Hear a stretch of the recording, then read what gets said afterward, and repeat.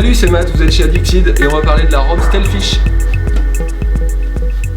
La Stealthfish, c'est la board freeride polyvalente de la gamme développée par Stål Sandbäck. Donc une planche qui va être plutôt axée piste hors piste, mais hyper efficace justement pour les grosses conditions. Sur cette board, on se retrouve sur une pure directionnelle, hein. On a un gros setback, voilà, avec une spatule avant hyper généreuse, très volumineuse qui va apporter beaucoup de portance. Le poids qui va se retrouver naturellement sur l'arrière pour avoir une planche qui pivote hyper facilement de manière, voilà, beaucoup de maniabilité avec cette planche là. Et on va retrouver aussi un profil pintail très prononcé évidemment, donc avec une différence de largeur entre la spatule avant et la spatule arrière très prononcée pour avoir un talon plus pincé qui va permettre de s'enfoncer un petit peu plus dans la poudreuse pour que l'avant remonte, et donc aucun effort à faire, pas besoin de forcer sur la jambe arrière, on a vraiment une planche qui va rester en surface.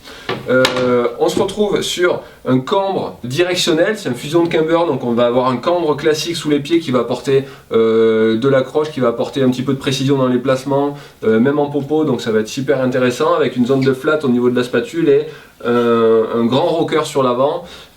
justement qui va permettre d'apporter une grosse déjauge quand on se retrouve en grosse condition, même si on est sur un terrain qui n'est pas très pentu, et bien justement c'est pas une planche qui va faire le sous-marin et qu'il va falloir forcer pour la remettre à la surface, elle va rester naturellement en surface. En plus de ça, quelque chose de super intéressant au niveau de la spatule, c'est une spatule qui est en 3D, donc on a une spatule qui n'est pas toute plate, mais qui va être vraiment avec un concave qui va apporter comme une étrave de bateau, donc une planche qui reste